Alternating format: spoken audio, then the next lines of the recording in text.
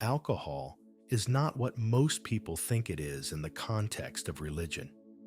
It's not simply wine at communion or beer at festivals, nor is it just the forbidden substance that some faiths condemn.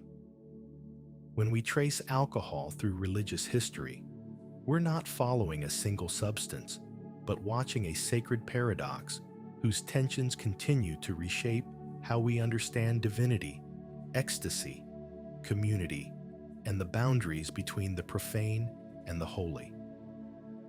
Alcohol has inspired mystical visions, defined religious identities, sparked theological wars, created communities of worship, and even altered how we conceptualize the relationship between body and spirit.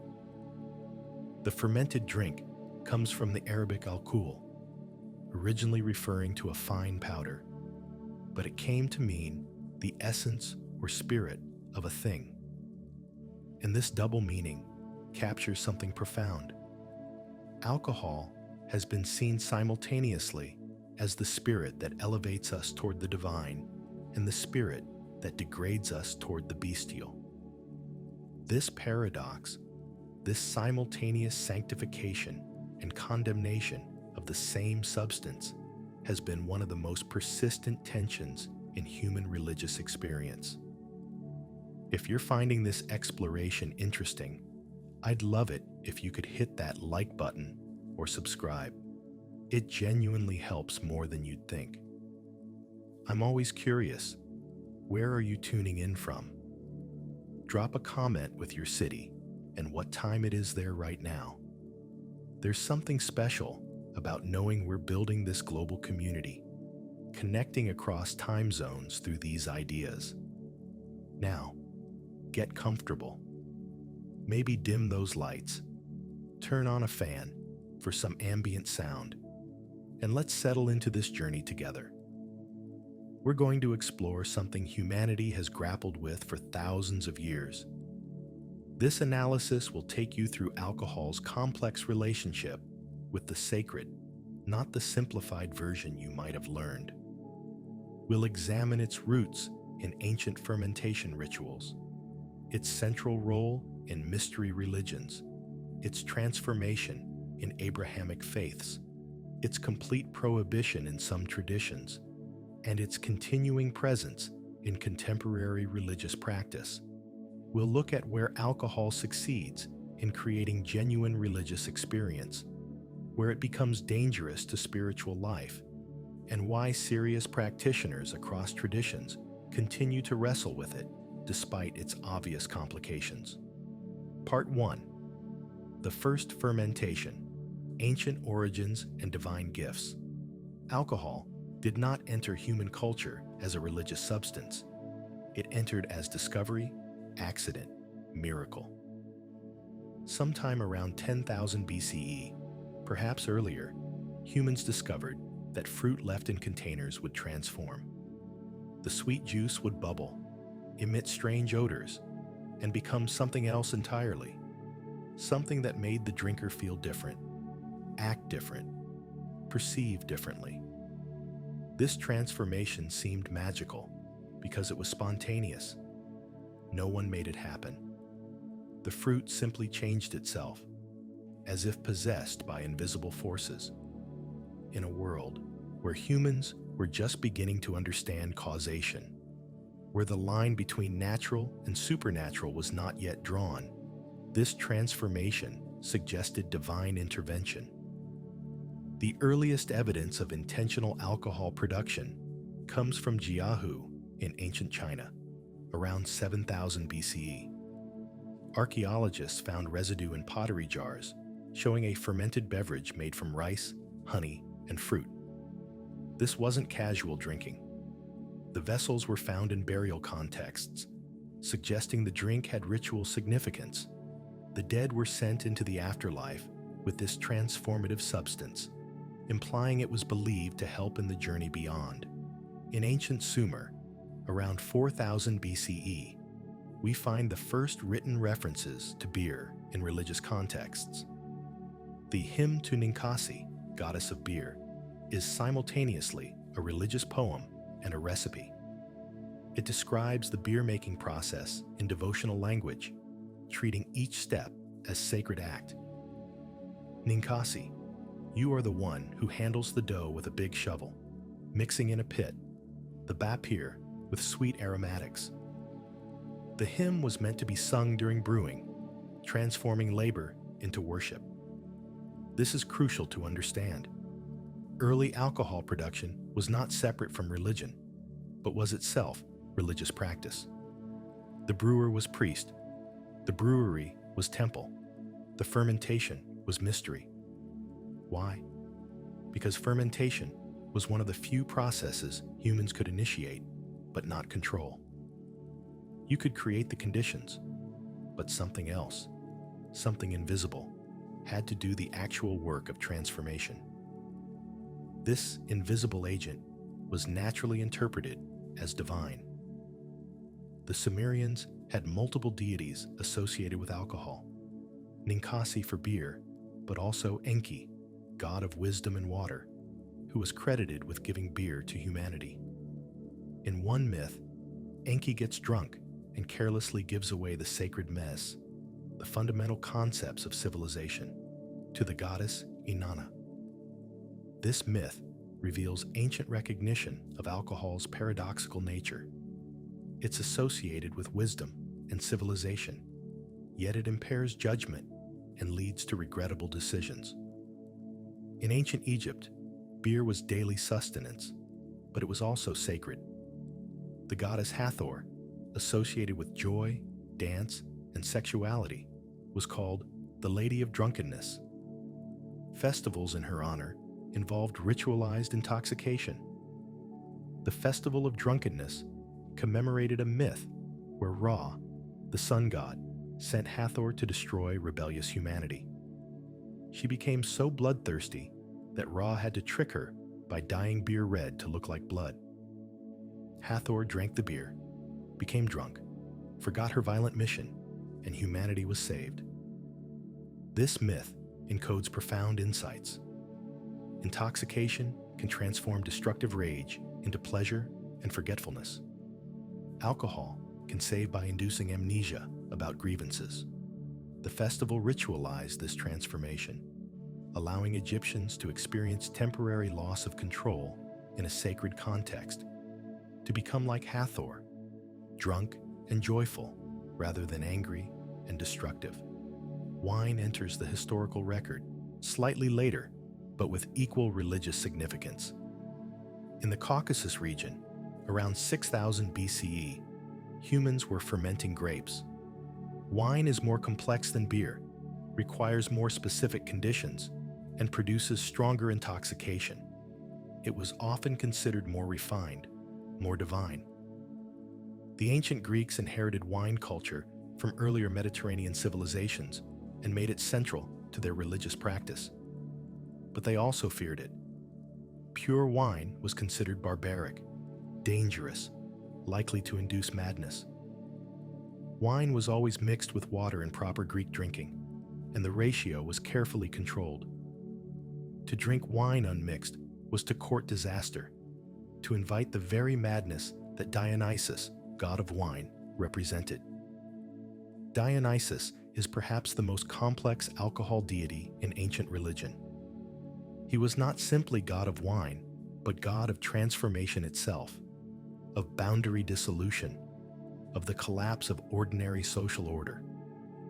His worship involved ecstatic rituals, where, under wine's influence, participants would leave behind their civilized selves and experience temporary madness, divine possession. The Bacchae, Euripides' tragic play, explores this terror and fascination. Dionysus arrives in Thebes, and the women of the city abandon their homes to worship him in the mountains, drinking wine, dancing ecstatically, tearing apart animals with their bare hands in their intoxicated frenzy. King Pentheus tries to suppress this worship, viewing it as dangerous madness. Dionysus punishes him by driving Pentheus's own mother mad with wine. In her intoxication, she fails to recognize her son and tears him apart. thinking he's a wild animal. The play asks uncomfortable questions that echo through all of religious history's relationship with alcohol. Is drunken ecstasy genuine religious experience or dangerous delusion? Can we access the divine through losing control? Or does loss of control simply unleash our destructive impulses? Is the God who comes through wine a true deity or a demon wearing divinity's mask?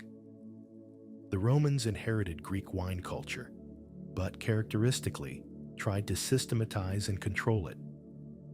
They had Bacchus, their version of Dionysus, but also Liber, the more civilized god of wine and freedom. Roman authorities periodically cracked down on Bacchic worship when it seemed too orgiastic, too threatening to social order. The tension between alcohol as civilized pleasure and alcohol as dangerous excess runs throughout Roman thought. In ancient India, we encounter perhaps the most mysterious alcoholic substance in religious history, soma. The Rig Veda, composed around 1500 BCE, contains over 100 hymns praising soma. But what was soma? We don't know for certain. The plant from which it was made is lost to history, its identity debated by scholars for centuries. What we do know is that soma was central to Vedic religion. It was both God and substance, the deity Soma and the drink Soma, simultaneously. Priests would press the Soma plant, mix the juice with milk and honey, and consume it during sacrifices. The experience was described as divine intoxication, granting visions, courage, immortality. We have drunk Soma and become immortal. We have attained the light the gods discovered. Whether Soma was alcoholic in the sense we understand is unclear. Some scholars argue it was psychoactive in other ways, perhaps containing ephedrine or even psychedelic compounds. But it occupied the same cultural and religious space as alcohol. It was the substance that transformed consciousness and brought humans into contact with the divine. What's significant is that Soma was not condemned in early Vedic religion. It was celebrated, essential to religious practice. Only later, as Hinduism evolved and ascetic traditions emerged, did intoxication become problematic. Early Vedic religion embraced the idea that altering consciousness through substance was a valid, even necessary path to religious experience. In ancient Persia, we find similar patterns with hyoma, likely related to soma. Zoroastrianism eventually prohibited intoxication, but earlier Persian traditions embraced ritual drinking as part of religious celebration. The poet Omar Khayyam, writing in Islamic Persia centuries later, would use wine as a metaphor for divine intoxication, suggesting continuity of these older traditions even after Islam's prohibition. What united all these ancient traditions was the recognition that alcohol did something to human consciousness that seemed religiously significant. It dissolved boundaries, reduced inhibitions, created euphoria, altered perception. In a world where the barrier between human and divine was already permeable, where gods regularly intervened in human affairs, alcohol seemed like a technology for crossing that barrier more easily. The Greeks had a term for this state, entheos, which meant having the god within. It's the root of our word enthusiasm. Intoxication was understood as a form of possession, as literally having a divine presence inside you. This is why drunkenness could be both sacred and terrifying. If you have a god inside you, you might do godlike things, miraculous things. But you might also do terrible things, because gods are not always benevolent, and possession means you're not in control. Ancient religion generally accepted that losing control could be a path to the sacred. Modernity would increasingly reject this idea, insisting that genuine religious experience must be sober, rational, controlled.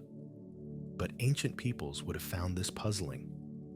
How can you encounter the wholly other, the truly divine, without losing yourself? How can the finite self encounter the infinite without being overwhelmed, without ordinary consciousness being suspended? This is the foundation on which all subsequent religious engagement with alcohol would build.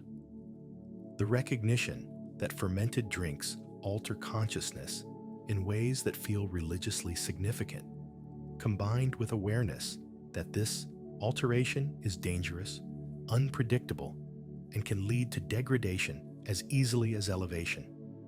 Every later tradition would have to grapple with this fundamental ambiguity. Part 2. Wine, Blood, and Mystery. Greek and Roman sacred intoxication. To understand alcohol and religion, we must examine the mystery religions of the ancient Mediterranean more deeply, because here we find the most sophisticated theological interpretations of intoxication and its relationship to the divine. The Dionysian mysteries were not public religion, but initiatory cults, promising deeper knowledge and closer contact with the god. What happened in these mysteries remains partly unknown, as initiates were sworn to secrecy on pain of death. But we know wine was central, and we know the experience involved ecstatic identification with the god himself. Dionysus was called the twice-born, born once from his mother Semele, who was destroyed by Zeus's divine presence, and again from Zeus's thigh, where the unborn god was sown until maturity. This double birth symbolized the process of initiation. The ordinary self must die so that the divine self can be born. Wine facilitated this death and rebirth. In the mysteries, participants would drink wine, dance ecstatically, and enter states of consciousness where they believed they became Dionysus. Not like Dionysus, not imitating him, but actually identified with him. The boundary between human and God collapsed.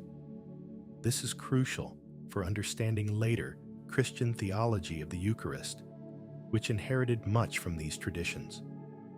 The Maenads, female followers of Dionysus, were described as achieving supernatural strength in their intoxicated states. They could tear apart animals with their bare hands, run for hours without exhaustion, speak prophecy. Modern scholars debate whether this was metaphorical or whether real altered states, possibly combining wine with other substances, produced such effects. What's clear is that the Greeks understood intoxication as a form of divine possession that could grant access to truth unavailable to sober consciousness. The Delphic oracle, though not explicitly using alcohol, operated on similar principles. The Pythia would enter a trance state and speak prophecy from Apollo. Plato suggested that divine madness, not sober reason, was the source of prophecy, poetry, and mystical insight. But Greek culture was deeply ambivalent about this. The symposium, the ritualized drinking party, was central to Greek male culture and civic life. Yet it was carefully structured to prevent the chaos that unmixed wine could cause. There were rules about how wine should be mixed, how much each participant should drink, how conversation should proceed. The symposium was an attempt to harness wine's social and consciousness-altering properties while containing its dangers. Plato's Symposium is set at such a drinking party, and it's significant that this dialogue about the nature of love and beauty takes place in a context of controlled intoxication. The participants are drinking, but they're also philosophizing. Wine loosens their tongues and allows deeper conversation, but they haven't drunk so much that conversation becomes impossible. This represents the Greek ideal, wine as facilitator of wisdom, not obstacle to it. But Plato himself was skeptical of wine's value. In Laws, he argues that wine is dangerous because it encourages lawlessness and should be restricted.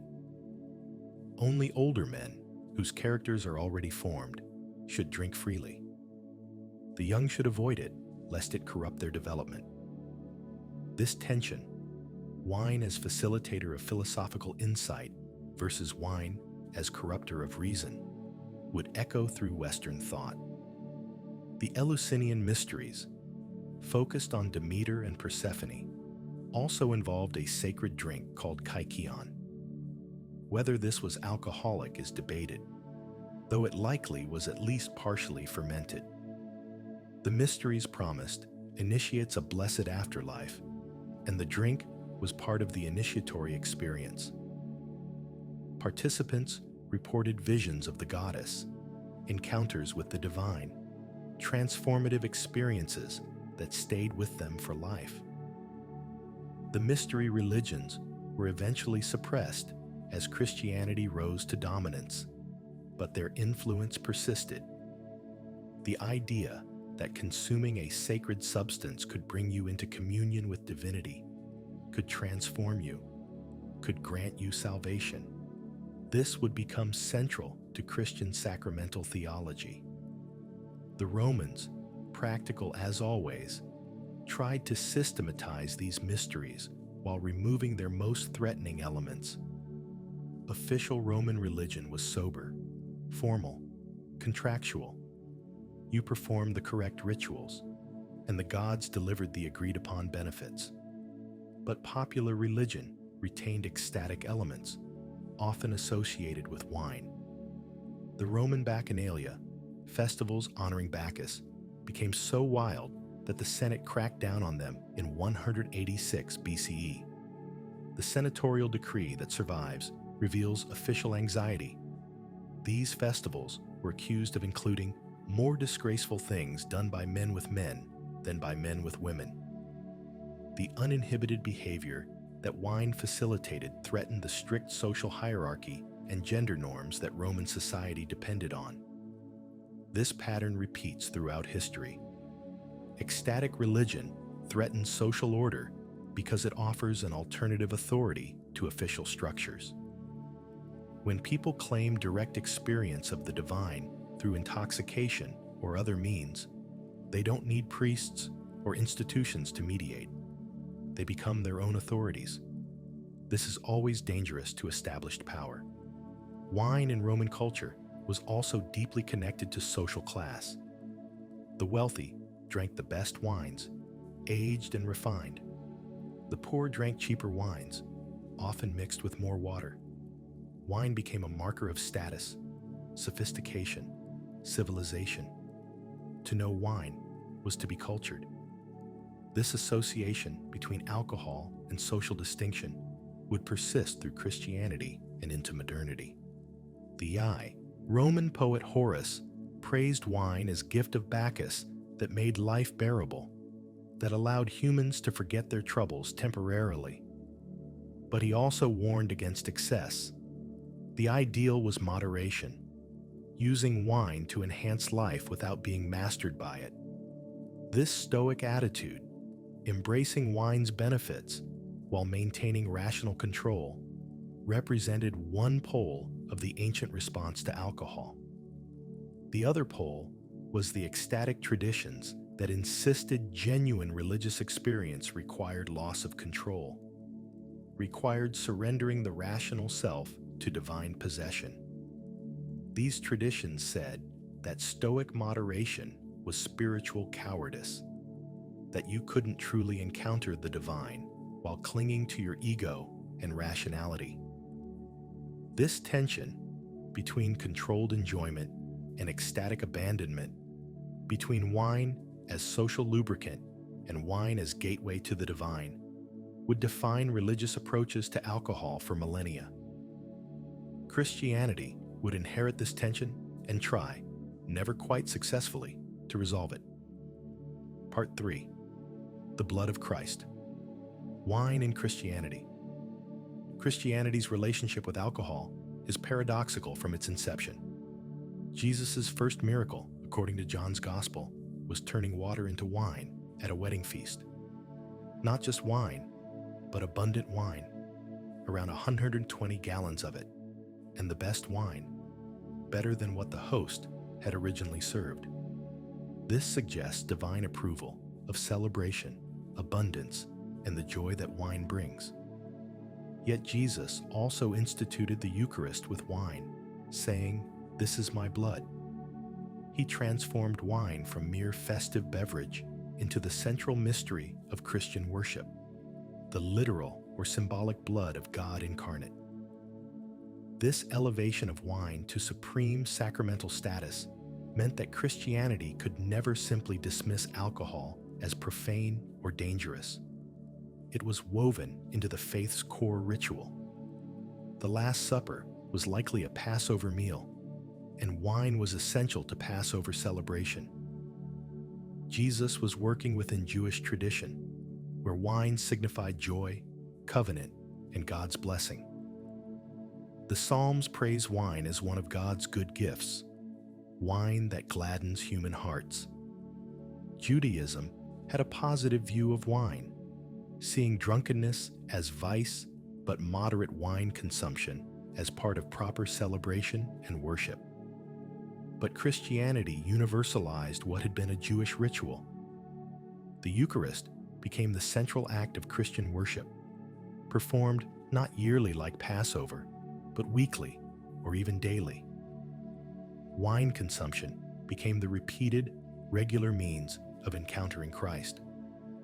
This was unprecedented. No other religion made consumption of an intoxicating substance so central to its primary ritual. The question of what exactly happened in the Eucharist would become one of Christianity's most divisive issues. Did the wine actually become Christ's blood, or was it symbolic? If it transformed, when and how?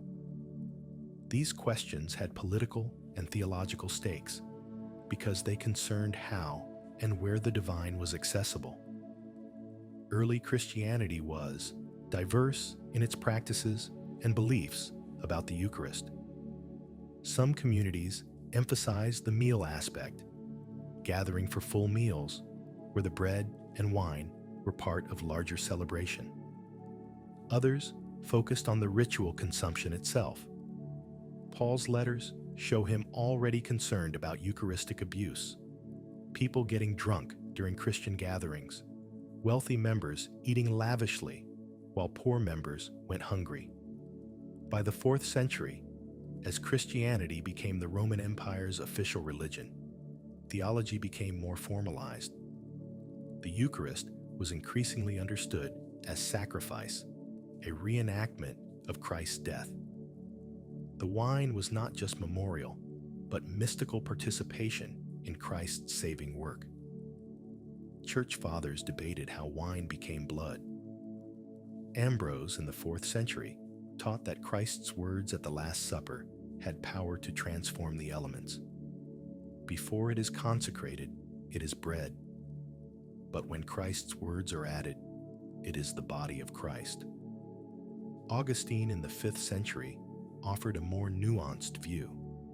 He distinguished between the sacramental sign and the spiritual reality it conveyed.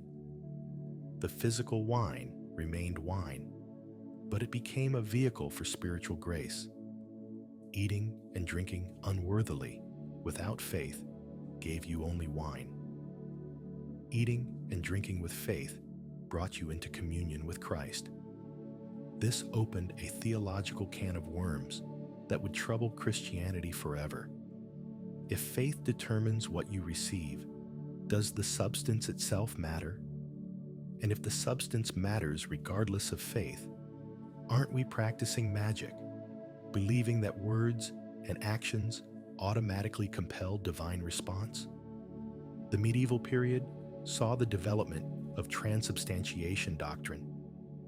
Thomas Aquinas in the 13th century used Aristotelian philosophy to explain that the substance of bread and wine became Christ's body and blood, while the accidents, the observable properties, remained bread and wine. This satisfied some intellectual concerns, but created new problems. How could something be both wine and blood simultaneously? How could this transformation happen millions of times daily in masses around the world? The practical issue was that transubstantiation gave enormous power to priests. Only ordained clergy could perform the consecration. Only they could transform wine into blood. This made the institutional church indispensable for salvation, because access to Christ's blood required priestly mediation. And this meant that controlling who could become priests meant controlling access to the divine. Alcoholic wine was obviously required for this sacrament. What if wine wasn't available? Early monks trying to spread Christianity to Northern Europe, where grapes didn't grow, had to import wine or find alternatives. The necessity of wine for the Eucharist shaped medieval trade routes and agricultural practices. Monasteries planted vineyards in marginal climates, developing viticulture across Europe. The Church became one of Europe's largest wine producers. This created interesting dynamics. Monks were supposed to be ascetic, denying worldly pleasures, yet they were also expert brewers and vintners, producing beer and wine, both for the Eucharist and for their own consumption. Benedictine monasteries were allotted a hemina of wine daily, about 1/3 of a liter. This was considered moderate, life-sustaining, compatible with spiritual discipline. But monastic culture also celebrated wine. Medieval monasteries had extensive wine cellars, and monks developed sophisticated understanding of wine production. They pioneered techniques for aging, blending, and improving wine. Some of the world's finest wines still come from regions where monastic viticulture established traditions centuries ago. Champagne was developed by Benedictine monks, most famously Dom Pérignon. This seems paradoxical. How could ascetics who renounced worldly pleasure be simultaneously expert in producing what many considered life's finest pleasure? The answer is that wine occupied a liminal space in Christian thought. It was simultaneously worldly pleasure and sacramental necessity, potential vice and channel of grace. Medieval theology distinguished between use and abuse. Wine itself was good, a gift from God. Drunkenness was sin, loss of reason that made humans beast-like. The key was moderation, using wine for proper purposes, sustenance, celebration, worship, without excess. Thomas Aquinas argued that mild intoxication was venial sin, while complete loss of reason was mortal sin if deliberately chosen. But what counted as excess was culturally variable. Medieval people drank far more alcohol than modern people, partly because clean water was scarce. Beer and wine were safer than untreated water. Daily consumption was normal for all classes, including clergy. The distinction between moderate and excessive drinking was less about quantity than about behavioral effects. If you could still reason, work, and pray, you weren't excessively drunk by medieval standards. The Protestant Reformation exploded Catholic Eucharistic theology. Luther rejected transubstantiation, but maintained that Christ was really present in, with, and under the bread and wine. This was called consubstantiation, though Luther rejected that term. He insisted that Christ's body and blood coexisted with bread and wine without one becoming the other. Zwingli went further, arguing the Eucharist was purely symbolic, a memorial of Christ's death, but not a mystical transformation. The wine remained wine, nothing more. This removed the Eucharist's magical quality and removed priestly power to transform elements. Any believer could lead communion. The bread and wine mattered only as aids to remembrance. Calvin tried to find middle ground. He argued that Christ was spiritually present in the Eucharist and that believers truly received him, but not through physical transformation of elements. The wine didn't become blood, but through it, believers spiritually received Christ's life.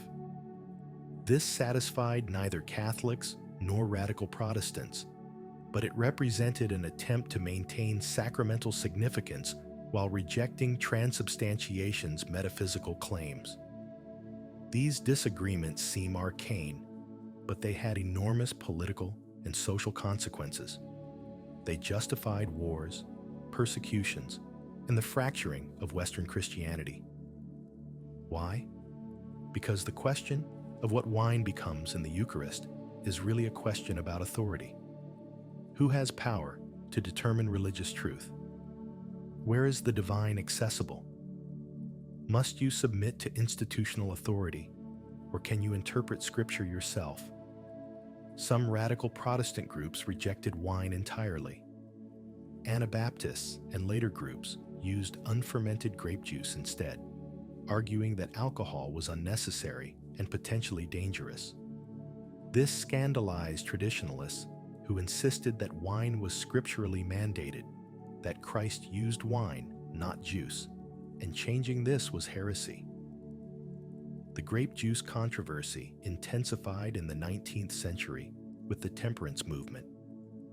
Methodists and Baptists increasingly substituted grape juice for wine in communion, arguing that using alcohol was scandal, potentially driving recovering alcoholics back to drink.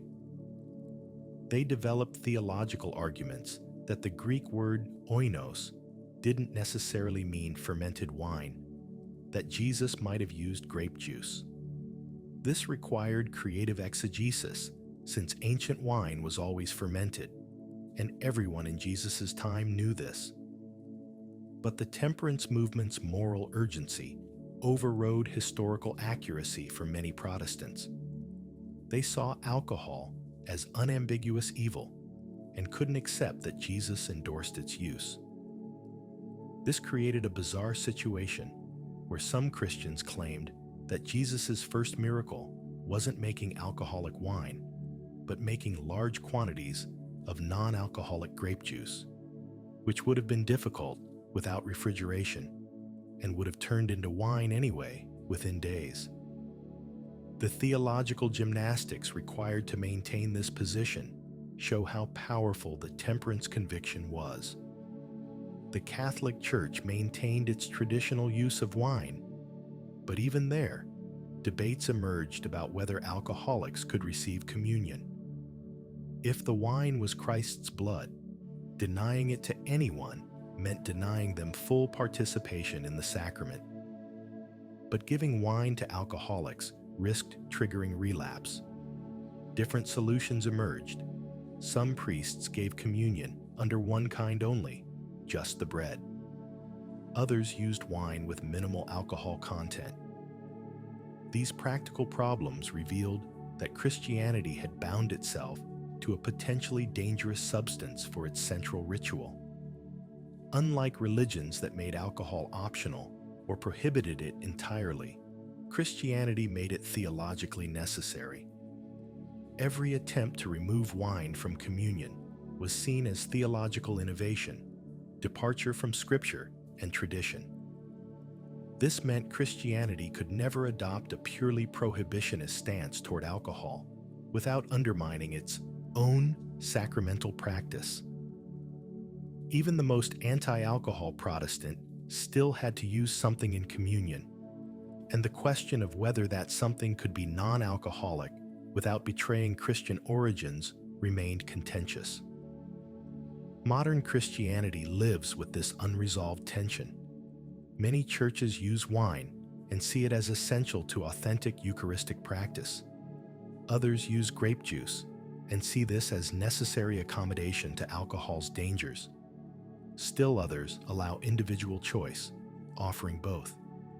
But none can simply ignore alcohol because it's woven into Christianity's founding narrative and central ritual. Part 4. Prohibition and Purity. Islam's radical break. Islam represents the most dramatic religious rejection of alcohol in human history. While other traditions counseled moderation or restricted alcohol to ritual contexts, Islam prohibited it entirely. This prohibition became a defining marker of Islamic identity, separating Muslims from surrounding Christian and pagan cultures that freely consumed alcohol. But this prohibition wasn't immediate or absolute from Islam's beginning. The Quran's approach to alcohol evolved, suggesting Muhammad's teaching developed in response to practical problems in the early Muslim community. The earliest Quranic verse about alcohol is relatively mild. They ask you about wine and gambling.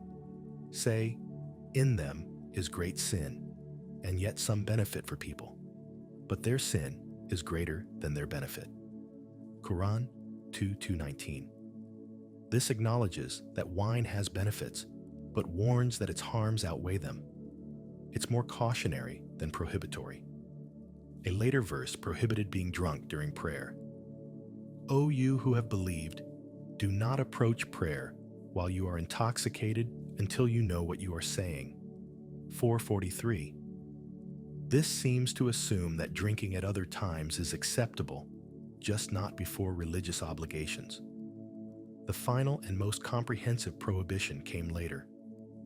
"O you who have believed indeed, intoxicants, gambling, stone altars, and divining arrows are but defilement from the work of Satan. So avoid them that you may be successful." Satan only wants to cause between you animosity and hatred through intoxicants and gambling, and to avert you from the remembrance of God and from prayer. So will you not desist? 590-91. This is categorical. Alcohol is defilement, work of Satan, tool of social destruction, an obstacle to remembering God. The command to avoid it is absolute. Islamic jurisprudence extended this to any intoxicating substance, not just wine. Anything that intoxicates in large quantities is forbidden in any quantity. Even mouthwash or cooking wine that contains alcohol became problematic for strict Muslims. Why this radical prohibition? Several factors seem relevant. First, Arabia in Muhammad's time had significant problems with alcohol abuse. Drunkenness led to violence, neglect of family duties, poverty, and social disorder. Muhammad was trying to build a new community, and alcohol was an obstacle to the discipline and solidarity this required. Second, alcohol was associated with pre-Islamic Arab paganism and Christian practices. Prohibiting it helped create distinct Islamic identity. Muslims would be recognizable by what they abstained from as much as by what they practiced. This boundary-marking function was crucial for a new religion establishing itself against powerful rivals. Third, Islam emphasized rationality and consciousness in worship. Unlike mystery religions that valued ecstatic altered states, Islam insisted that worship required full mental clarity. You must understand what you're saying in prayer. You must be conscious during Quranic recitation. You must be able to reason about religious obligations. Alcohol undermined all of this. This last point reveals a fundamental theological difference between Islam and traditions that embraced sacred intoxication. Islam rejected the idea that altered consciousness brings you closer to God. On the contrary, it insisted that only through sober reason could you properly understand and obey God's will. The Quran is meant to be understood, not mystically experienced in altered states. Islamic law is meant to be reasoned through, not intuited in ecstasy. But Islam's prohibition created immediate theological problems. First, what about wine in paradise?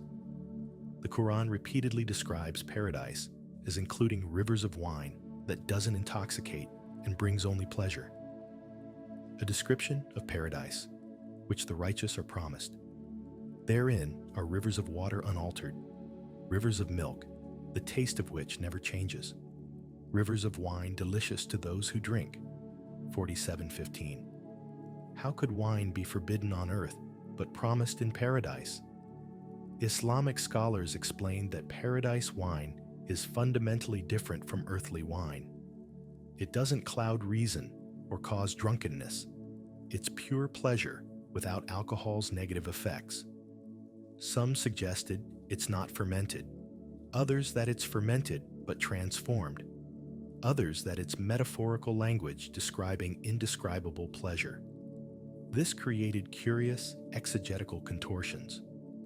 Wine is simultaneously so dangerous, it must be absolutely prohibited, and so delightful, it's among paradise's chief rewards. The tension was resolved by insisting that earthly wine is corrupted, mixed with evil, while paradise wine is perfected, purified of anything harmful. But this raised questions about God's creation. Why create something inherently corrupted? Why not just make earthly wine like paradise wine? Second problem. What about pre-Islamic consumption?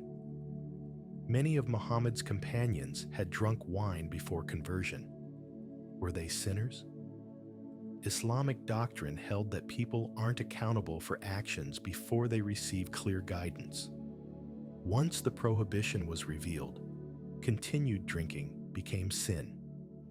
But this meant that the same act, drinking wine, shifted from neutral to sinful based purely on when it occurred, not on any intrinsic property of the act itself. This highlighted that Islamic ethics are primarily based on divine command rather than natural law. Wine isn't forbidden because it's inherently evil, but because God commanded against it. If God had commanded otherwise, drinking would be obligatory. This divine command theory makes Islamic ethics clear, but potentially arbitrary from an external perspective. The practical enforcement of alcohol prohibition varied widely across Islamic history. The Abbasid caliphs, despite being leaders of the Islamic world, often drank wine. Court culture in Baghdad involved elaborate wine poetry, drinking parties, and artistic celebration of wine. The poet Abu Nuwas wrote explicitly about his love of wine and boys, scandalizing religious authorities, but enjoying Caliph Harun al-Rashid's patronage. This suggests that alcohol prohibition, while officially absolute, was privately ignored by elites. Religious scholars issued rulings against drinking, but enforcement was inconsistent. People found ways around the prohibition, claiming wine was medicine, drinking in private, or arguing about whether certain fermented drinks counted as forbidden khamr. Islamic mysticism, Sufism, developed complex relationships with wine. Sufi poets like Rumi and Hafez wrote extensively about wine and intoxication, though usually as metaphor for spiritual ecstasy and divine love. I have drained my cup of wine and cannot even see the way to my house. This was mystical intoxication, loss of self in the presence of God, not literal drunkenness. But the metaphor only works if literal wine intoxication is understood as desirable experience. Sufis were using forbidden pleasure as symbol for spiritual states. This created tension with Orthodox Islam, which didn't just forbid wine, but condemned intoxication itself as degrading. How could degradation be metaphor for spiritual perfection? Some Sufis pushed further, deliberately violating religious law to demonstrate transcendence of conventional piety. They drank wine publicly to show that they'd moved beyond external rules to internal reality. This scandalized Orthodox Muslims, who saw it as antinomianism, using spirituality as excuse for sin. But for these Sufis, the wine was simultaneously literal and symbolic. By drinking, they became symbolically intoxicated with God, and the literal intoxication aided the symbolic transformation. The Ottomans, despite being leaders of the Islamic world, had inconsistent enforcement of alcohol prohibition. Non-Muslim subjects could legally produce and sell alcohol. Muslim elites sometimes drank despite official prohibition. Coffee, when introduced, was initially controversial precisely because it intoxicated, altered consciousness in noticeable ways. Some scholars tried to prohibit it using the same logic as alcohol prohibition. But coffee eventually became acceptable, showing that intoxication per se wasn't the issue, but specific substances. Modern Islamic societies vary widely in enforcement. Saudi Arabia completely prohibits alcohol for everyone, Muslim and non-Muslim, citizen and visitor. Possession can bring severe punishment. Other countries like Turkey, Egypt, and Morocco allow alcohol for non-Muslims and don't strictly enforce prohibition against Muslims. Still others like Iran officially prohibit it, but have thriving black markets. This variation shows that while Islamic theology is clear about prohibition, practical application depends on political and cultural factors. Some Muslims argue for reinterpretation, suggesting that the Quranic prohibition targeted abuse rather than moderate consumption. They point to the graduated revelation, suggesting that complete prohibition was historically contingent, responsive to specific problems in early Islam, not eternal command. But mainstream Islamic scholarship firmly rejects this. The prohibition is considered explicit, permanent, and non-negotiable. Attempting to permit alcohol is seen as rejecting clear Quranic teaching, which effectively means apostasy. This makes alcohol prohibition a litmus test for Islamic authenticity. The cultural effect of prohibition has been profound. Muslim-majority societies developed entirely alcohol-free social and ritual practices. Celebrations don't involve drinking. Dining culture is structured around food and conversation rather than wine. The absence of alcohol shaped Islamic civilization in ways impossible to overstate. But prohibition also created tensions with cultures Muslims interacted with. Should Muslims trade in alcohol if selling to non-Muslims? Can Muslims work in establishments serving alcohol? Should Muslim nations allow alcohol for tourists? These questions have no obvious answers within Islamic law and create ongoing debate. The prohibition also became a marker of Muslim identity in non-Muslim contexts. Muslims in the West often face social pressure to drink, and abstaining becomes visible declaration of Islamic commitment. This makes alcohol refusal more religiously significant than it might otherwise be, a daily practice of difference and resistance to dominant culture. What's clear is that Islam made a radical theological move by completely prohibiting something other traditions considered, if not essential, at least acceptable.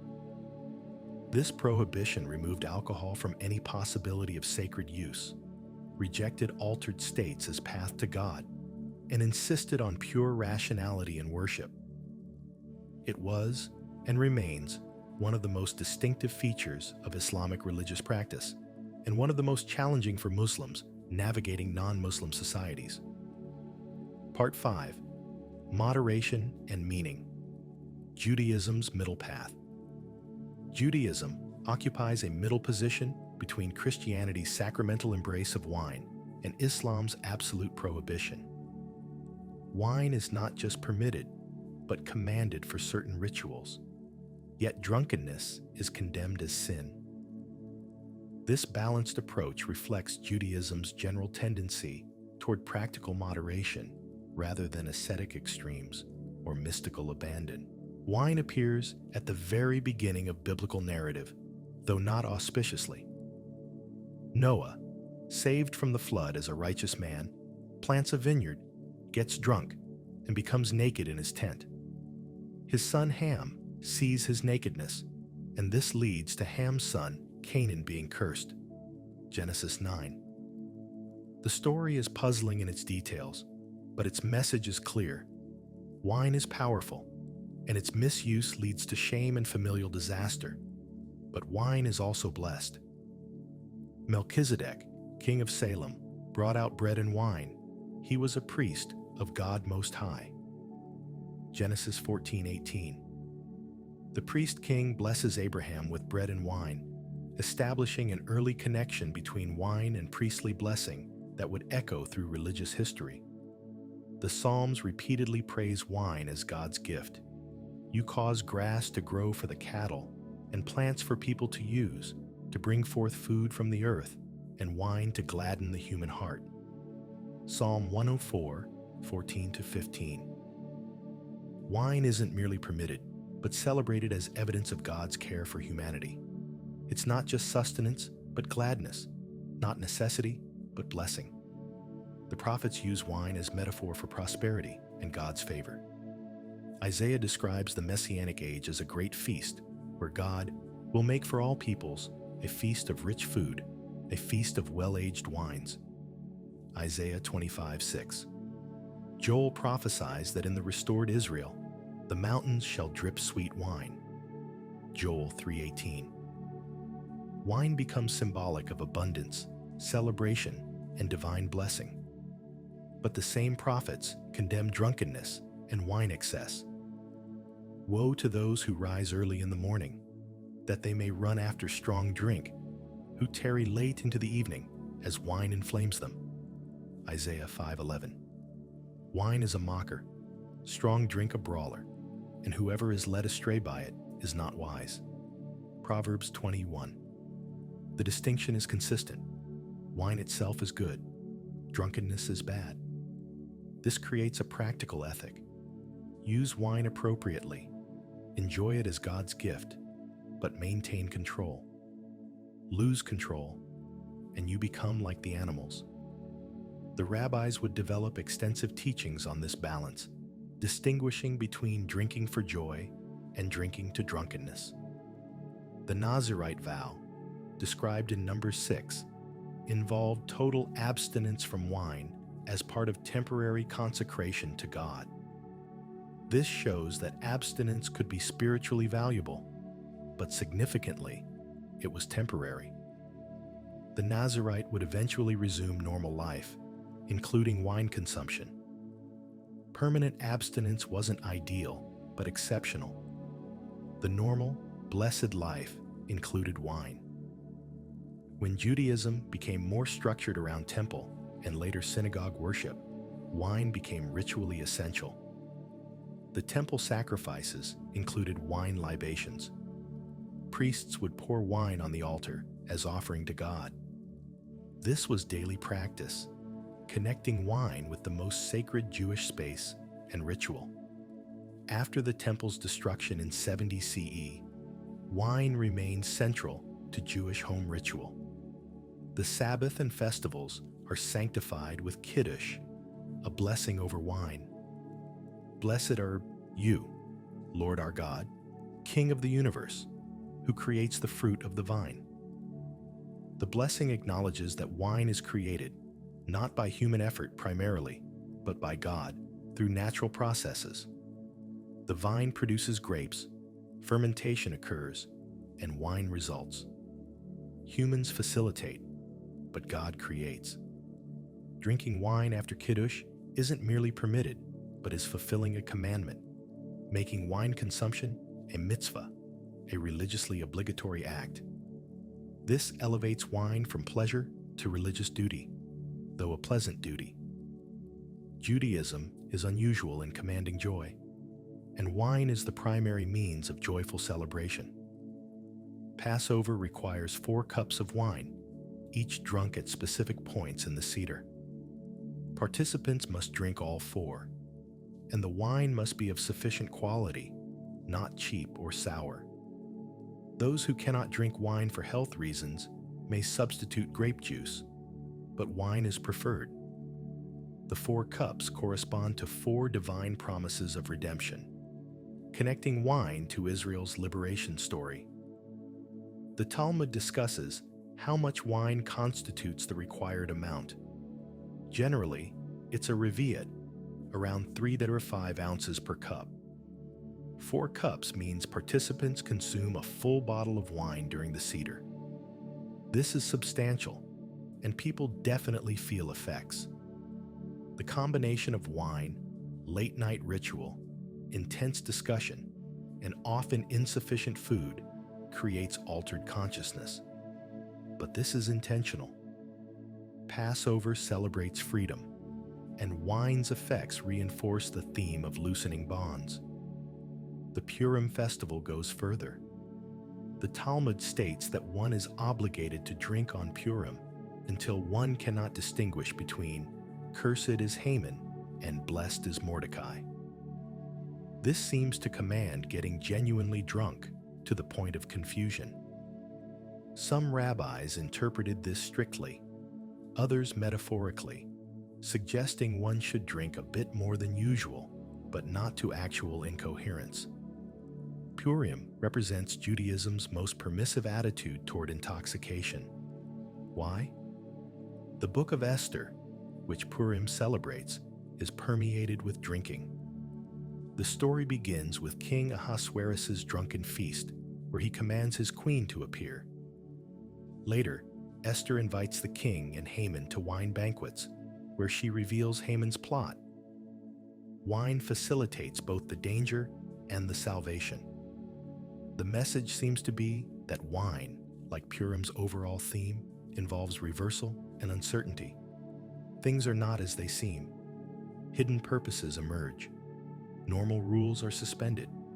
Moderate intoxication mirrors this theme of confusion, leading to revelation. But Jewish law carefully distinguishes between Purim's exceptional license and normal behavior. Most of the year, drunkenness is forbidden. A drunk person cannot pray validly, cannot study Torah effectively, cannot make legal decisions. Drunkenness is temporary insanity, and the temporarily insane cannot fulfill religious obligations. The Talmud tells numerous stories warning against wine excess. Rabbi Judah reportedly said, "Wine and perfume make one lose wisdom."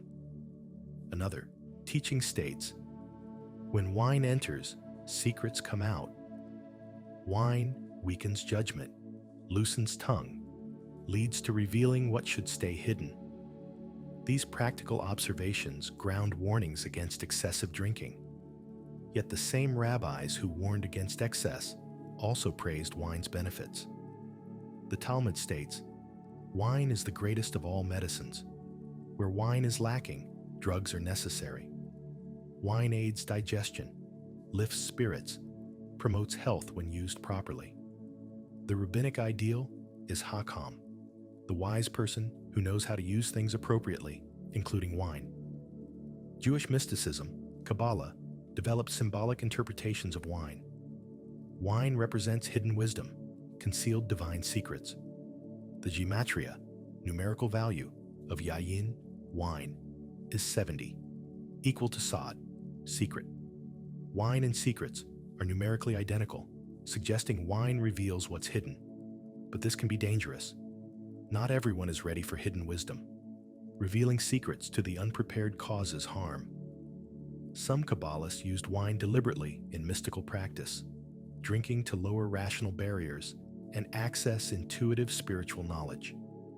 Others warned that this was dangerous, that mystical practice required complete mental clarity. The debate echoed broader questions about whether altered states facilitate or obstruct spiritual insight.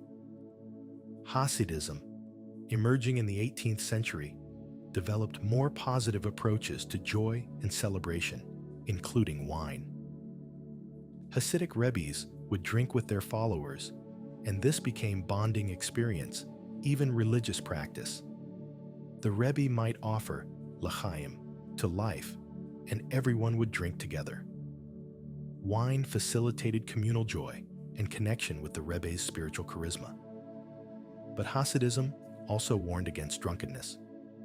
The Baal Shem Tov, founder of Hasidism, reportedly said wine should bring one to joy, not to stupor.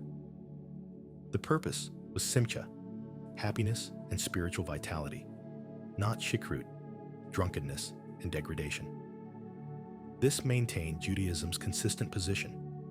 Wine is good, drunkenness is bad, and wisdom lies in knowing the difference. Modern Judaism continues these patterns.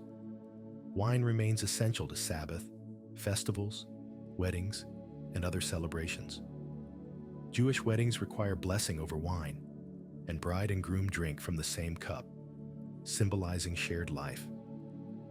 Brit Milah, circumcision, involves giving the baby wine-soaked cloth to suck for pain relief and sweetness.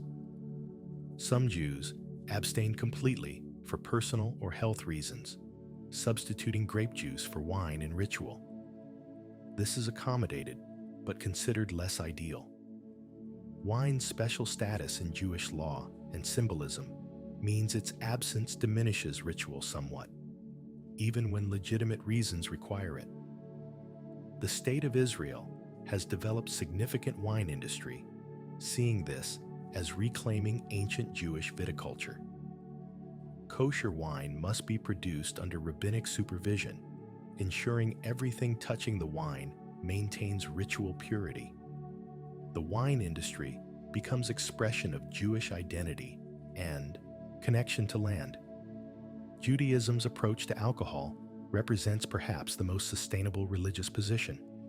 Wine is blessed gift, commanded for joy, central to ritual. But drunkenness is sin, loss of wisdom, degradation of human dignity. The distinction requires judgment, cultivation of wisdom about when enough is enough. This is demanding, requiring each person and each generation to navigate between ascetic rejection and abandoned excess. The Jewish position assumes that humans can exercise this judgment, can enjoy wine without being destroyed by it. This is optimistic anthropology, trusting human capacity for self-regulation while acknowledging the temptation to excess. It's neither the mystical embrace of intoxication nor the prohibitionist rejection of alcohol, but a middle path that accepts both blessing and danger. Part 6. Spirits and Gods. Alcohol in indigenous and polytheistic traditions. Beyond the Abrahamic religions, alcohol plays complex and varied roles in indigenous and polytheistic traditions worldwide. These traditions often lack the systematic theology of monotheism, but they reveal patterns in how humans have understood alcohol's religious significance. In many indigenous traditions, alcohol is understood as its self-containing spirit, not metaphorically, but literally. The fermentation process is spirit entering the liquid, transforming it into something alive and powerful. This spirit can be beneficial or dangerous, depending on how it's approached and used. Native American traditions had limited alcohol before European contact. Some groups fermented corn or fruit, but strong distilled alcohol was unknown until Europeans introduced it with catastrophic consequences. The introduction of spirits to populations with no cultural experience managing alcohol led to widespread alcoholism, social disruption, and exploitation. Some Native American religions responded by incorporating alcohol into syncretistic practices. The Native American Church uses peyote in its ceremonies, but prohibits alcohol, seeing the two as opposed paths to spiritual experience. Peyote is sacred medicine. Alcohol is destructive spirit. This distinction reflects experience of alcohol's harmful effects when introduced without cultural frameworks for its use. But pre-contact groups that did use fermented drinks often did so ritually. The Aztecs produced pulque from maguey sap, a mildly alcoholic drink consumed in religious ceremonies and by priests and elders. Young people were forbidden to drink, and public drunkenness was severely punished, even by death. But older adults and priests could drink pulque ceremonially, and this was understood as communing with the divine. The Aztec pulque goddess Mayahuel had 400 children, the Senson Totochten, or 400 rabbits, representing the myriad ways drunkenness manifests. Some rabbits were joyful, others violent, others lustful, others melancholic. This recognized that alcohol doesn't produce one effect, but many, depending on person and circumstance. The variety of rabbit gods symbolized alcohol's unpredictability. African traditional religions often include alcohol in ancestor veneration and offerings to spirits. Palm wine, beer, and other fermented drinks are poured on the ground or on shrines, feeding the ancestors and spirits. This assumes that spirits appreciate and consume alcohol, that it's appropriate offering to the divine. Some African traditions distinguish between consuming alcohol yourself and offering it to spirits. When humans drink, they risk drunkenness and loss of control. When spirits receive it, they're pleased and become benevolent. The alcohol serves as bridge between human and spirit worlds, medium of communication and relationship. Traditional Chinese religion includes alcohol in ancestral offerings and seasonal festivals. The ritual structure often involves the living drinking after offering to ancestors, creating shared meal across the boundary between living and dead. The ancestors eat and drink spiritually, the descendants physically, but both participate in the same feast. Confucian thought emphasized moderation and ritual propriety in drinking. Wine should be consumed, according to Li, proper ritual form, not in abandoned excess. The gentleman drinks with ceremony and restraint, maintaining his dignity. Only barbarians drink to drunkenness without regard for social propriety. But Taoist thought was more playful about intoxication. The 7 sages of the bamboo grove were famous for their wine consumption, seeing it as way to transcend Confucian rigidity and experience natural spontaneity. They drank together, wrote poetry, and cultivated carefree spiritual freedom. Their drunkenness was philosophical stance, rejection of social convention in favor of authentic naturalness. Japanese Shinto includes alcohol prominently. Sake is offered at shrines to kami, spiritual beings inhabiting nature. Priests drink sacred sake during ceremonies, and visitors receive sake blessed by priests. The sharing of this blessed alcohol creates community among participants and with the kami.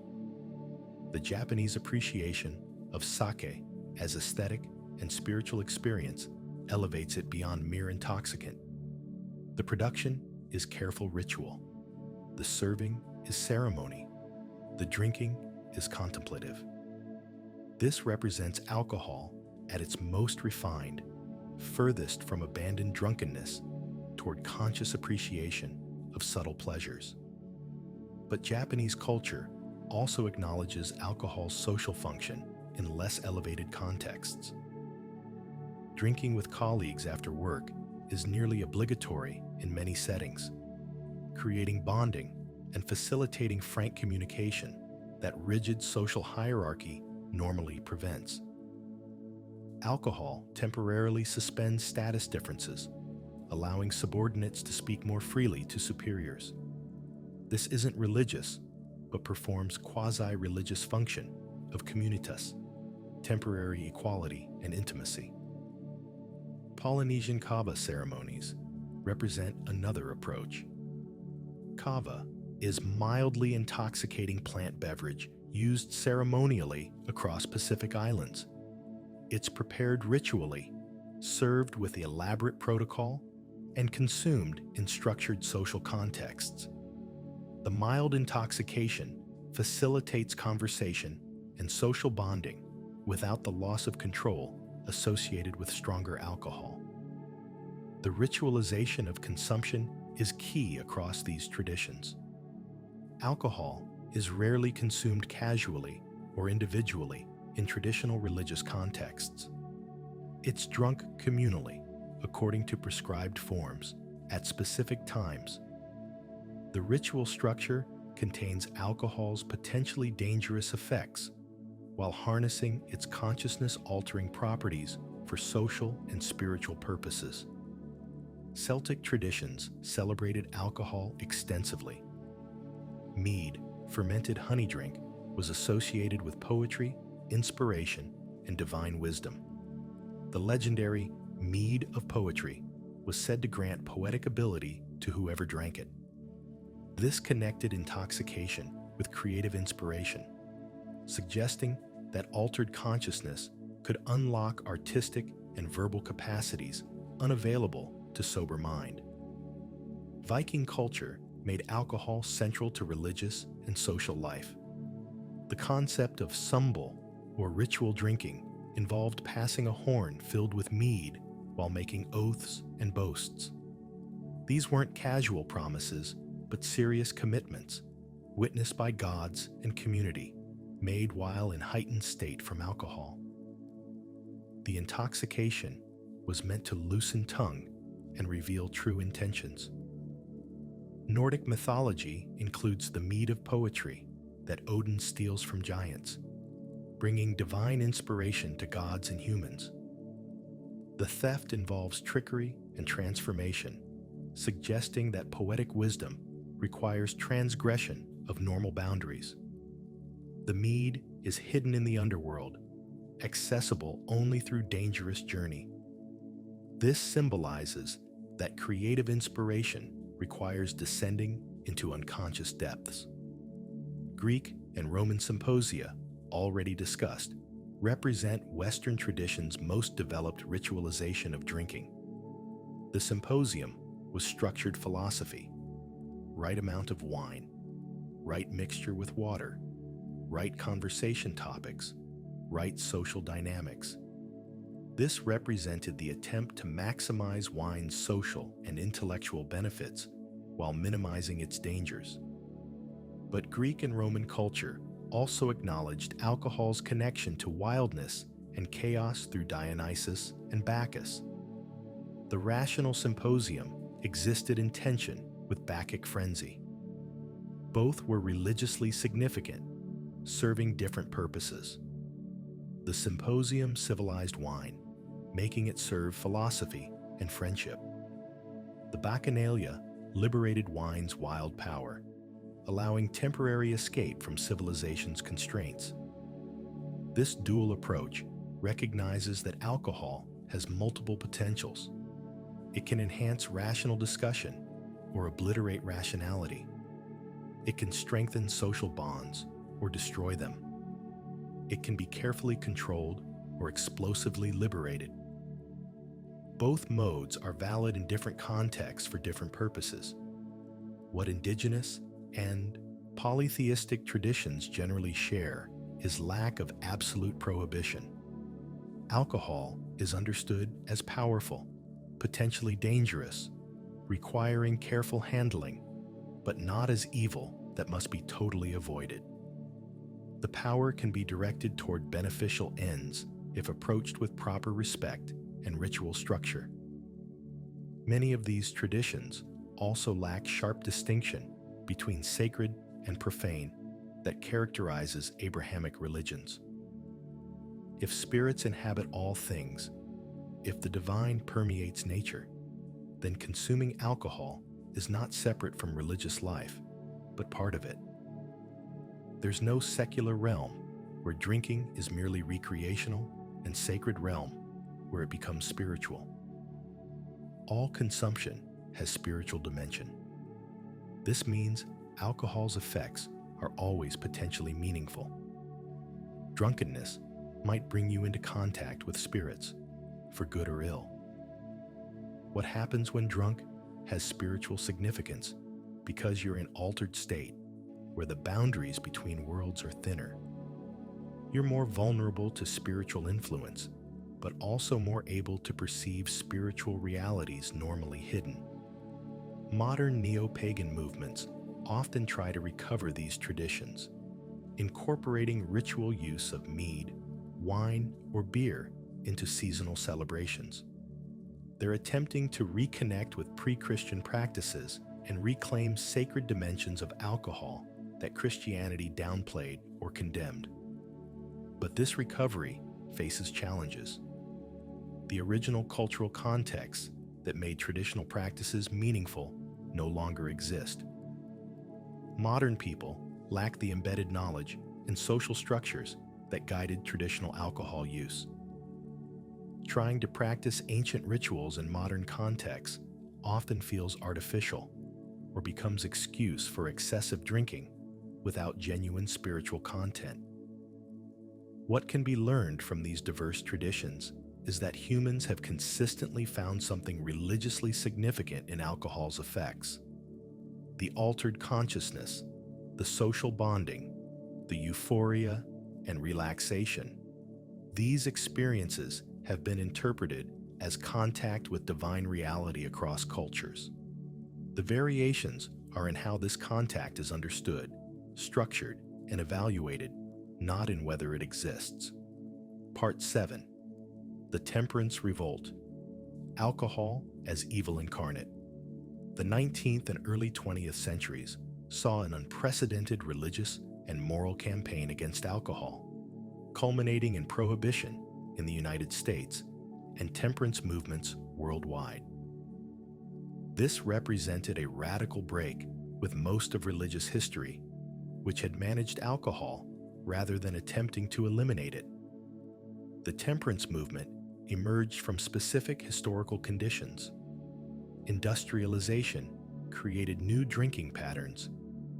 Previously, alcohol consumption was largely beer and wine, consumed with meals and in domestic contexts. Distilled spirits, harder alcohol, became cheap and widely available in the 18th century. Urban workers increasingly drank spirits in saloons, separate from family and food. This created new problems. Drunkenness became more common and more destructive. Men would spend wages on drink, leaving families destitute. Alcoholism, as a medical and social problem, became visible in new ways. Cities had populations of chronic alcoholics suffering visible degradation. Protestant reformers, especially evangelical Protestants, began seeing alcohol as root cause of poverty, violence, and family breakdown. The Second Great Awakening in America emphasized personal moral reform and perfectibility. If society's problems came from individual sin, and if drunkenness was major sin, then eliminating alcohol would eliminate much of society's evil. Early temperance advocacy called for moderation, not prohibition. The American Temperance Society, founded in 1826, urged people to abstain from distilled spirits while allowing beer and wine. This was called temperance in the traditional sense, moderate, appropriate use. But the movement radicalized. Reformers concluded that moderation was impossible for many people. Alcohol was addictive, and once you started drinking, you might not be able to stop.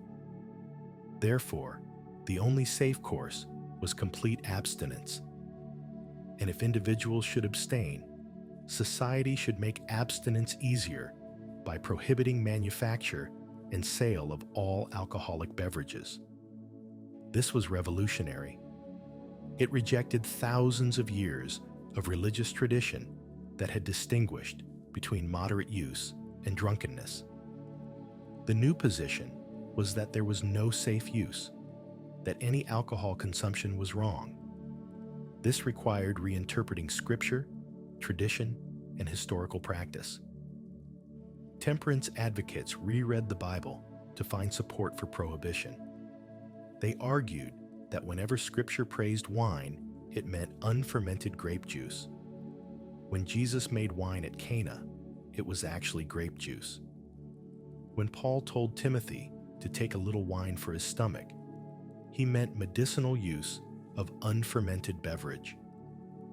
When the psalmist praised wine that gladdens the heart, it was metaphorical or referred to non-alcoholic drink. These interpretations were historically untenable, but theologically necessary. If Scripture clearly endorsed alcohol, the prohibition position was impossible for biblically oriented Christians. So Scripture had to be reinterpreted, no matter how forced the reading. The Women's Christian Temperance Union, founded in 1874, made women's suffering central to the campaign. Alcohol destroyed families. Drunk men beat wives and children, spent food money on drink, became unemployable. Women had no legal recourse. They couldn't divorce, couldn't control family finances, couldn't escape. Prohibition was framed as protecting women and children from male violence. This connected temperance to women's rights. Many suffragettes supported prohibition, seeing it as allied cause. If women could vote, they'd vote for prohibition, ending the liquor industry that oppressed them. The connection between women's suffrage and prohibition was explicit in campaign rhetoric. The social gospel movement saw alcohol as social justice issue. Industrial capitalism exploited workers, and alcohol made this worse. Workers spent meager wages on drink instead of improving their conditions. Saloons were controlled by brewers and distillers who profited from addiction. Prohibition would liberate the working class from this exploitation. Prohibition became a progressive cause, supported by reformers who saw themselves as advancing civilization and morality. They believed society could be perfected through legislation, that eliminating alcohol would create a better world. This was utopian thinking applied to public policy. Religious rhetoric escalated. Alcohol was no longer merely problematic, but absolutely evil. Reformers spoke of demon rum, personifying alcohol as Satan's agent. Carrie Nation, a radical prohibitionist, smashed saloons with a hatchet, claiming divine mandate for her destruction of property. The Anti-Saloon League, formed in 1893, was explicitly religious organization with political power. It endorsed politicians who supported prohibition regardless of party, creating single-issue voting bloc. Churches became organizing centers for prohibition advocacy. The movement succeeded partly by framing itself as scientific and modern. Medical professionals were enlisted to testify about alcohol's dangers. The emerging science of addiction provided secular justification for prohibition. Alcohol wasn't just sinful, but medically harmful, addictive, destructive to health. Modern, rational society should eliminate it. But opposition existed, much of it also religious. Catholics and Lutherans generally opposed prohibition. For Catholics, wine was essential to the Eucharist. Prohibiting wine meant attacking Catholic worship. Many Catholics suspected that prohibition was Protestant attempt to impose their religion on everyone. Liturgical Protestants also resisted. Episcopalians and Lutherans maintained traditional Christian acceptance of alcohol. They saw prohibitionism as religious extremism, departing from Christian tradition and historical practice. But evangelicals dominated American Protestantism, and they supported prohibition overwhelmingly. Methodists, Baptists, Presbyterians, these denominations became prohibition's institutional base. Not drinking became marker of evangelical identity and moral superiority. The 18th Amendment, prohibiting manufacture, sale, and transportation of intoxicating liquors, passed in 1919. Prohibition was now constitutional law, backed by the Volstead Act defining enforcement. America would become dry, and reformers expected crime, poverty, and social problems to plummet. What happened was quite different. Alcohol consumption decreased initially, but then recovered as black markets emerged. Organized crime took over alcohol distribution, becoming wealthy and powerful. Violence increased as criminal gangs fought over territory. Drinking moved from regulated saloons to unregulated speakeasies and private consumption. Quality control disappeared. People drank whatever they could get, sometimes industrial alcohol or substances poisoned by government to deter drinking. Thousands died from bad alcohol. This was directly contrary to Prohibition's stated goal of protecting public health. The law created widespread contempt for legal authority. Previously, law-abiding people broke the law regularly by drinking or buying alcohol. Police and politicians were corrupted by bribery from bootleggers. The disrespect for law in the Prohibition era had lasting effects on American legal culture. Prohibition also failed to account for religious diversity. Catholic and Jewish communities continued using wine in worship, technically violating the law. Exceptions were carved out for sacramental use, but this created obvious hypocrisy. Wine was legal if blessed by a priest, but illegal if drunk at dinner. By the late 1920s, Prohibition was widely viewed as a failed experiment. The Depression created economic pressure to re-legalize alcohol, creating jobs and tax revenue. The 21st Amendment repealed Prohibition in 1933, ending the noble experiment. But temperance ideology didn't disappear. It left permanent marks on American religious culture. Evangelical identity became tied to abstinence. Drinking became controversial in ways it hadn't been before Prohibition.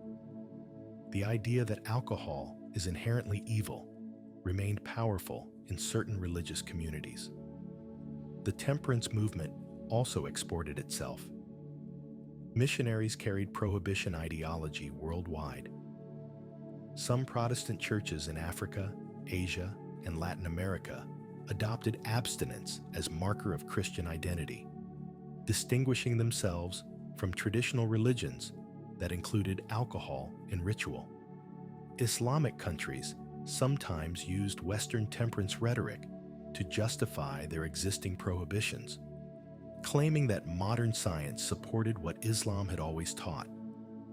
This created strange alliance between Protestant temperance advocates and Islamic authorities, both promoting prohibition despite profoundly different theologies. What the temperance movement revealed was that religious attitudes toward alcohol could shift dramatically and rapidly. What had been acceptable for millennia could become evil within a generation. This suggested that religious positions on alcohol are not based purely on scripture or tradition, but respond to social conditions, economic interests, and political movements. The movement also showed the limits of prohibition. You can't legislate virtue. Making something illegal doesn't eliminate desire for it. When millions of people reject a law as unjust or unreasonable, enforcement becomes impossible. This lesson applies beyond alcohol to any attempt to prohibit substances or behaviors that many people consider acceptable. Modern religious communities still struggle with this legacy. Some maintain total abstinence as doctrine or practice. Others have returned to traditional positions, accepting moderate use. The diversity of Christian positions on alcohol is far greater now than before the temperance movement, which paradoxically created more disagreement by making the issue so prominent. Part 8. The Sacramental Paradox. Theology of Presence and Absence. At the heart of alcohol's relationship to religion lies a paradox that has never been resolved.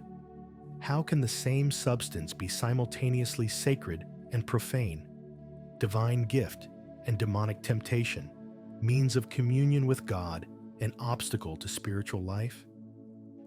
This paradox appears most intensely in Christian theology of the Eucharist, where wine becomes Christ's blood. The doctrine of transubstantiation claims that wine's substance is replaced by Christ's blood, while its accidents remain wine. This is philosophically bizarre, but theologically necessary to maintain that participants truly consume Christ. The paradox deepens when we consider what this means about alcohol. If wine can become Christ's blood, wine must have some special capacity for bearing divine presence. Yet if wine is dangerous intoxicant, how can it be vehicle for salvation? The Church never satisfactorily answered this. One response was to distinguish categorically between sacramental wine and ordinary wine. Sacramental wine is different because it's consecrated, blessed, transformed. Ordinary wine remains merely physical substance without spiritual significance. This preserved wine's sacramental status while allowing moral condemnation of drinking outside sacramental contexts. But this distinction is unstable. If wine can bear divine presence when consecrated, why can't it bear it naturally? If God chose wine as vehicle for Christ's blood, this suggests wine has inherent properties, making it suitable for this purpose. But what properties? Its ability to gladden the heart, to alter consciousness, to create euphoria. These are precisely the properties that make it dangerous. Some theologians argued that wine was chosen for the Eucharist not because of, but despite its intoxicating properties. Christ used wine because it was available, culturally significant, part of Passover ritual. The intoxicating aspect is incidental, irrelevant to its sacramental function. But this seems weak. Could Christ not have chosen water or any other liquid? The choice of wine must be significant. Another approach emphasized wine's symbolic properties. Wine comes from crushing grapes, symbolizing Christ's suffering. Wine is red like blood. Wine is produced through fermentation, a kind of death and transformation. These symbolic parallels make wine uniquely appropriate for representing Christ's sacrifice. But again, we face the problem. If wine's symbolic properties make it appropriate for Eucharist, those same properties, transformation, altered consciousness, make it religiously significant outside sacramental context too. You can't easily compartmentalize wine's meaning. The Eastern Orthodox tradition developed slightly different theology. It emphasizes mystery rather than explanation. Wine becomes Christ's blood, mysteriously, ineffably. We shouldn't attempt to explain how this happens philosophically. We should simply accept it as divine mystery and participate. This has advantage of avoiding impossible metaphysical claims. But it doesn't resolve the ethical question. What about drinking outside the liturgy?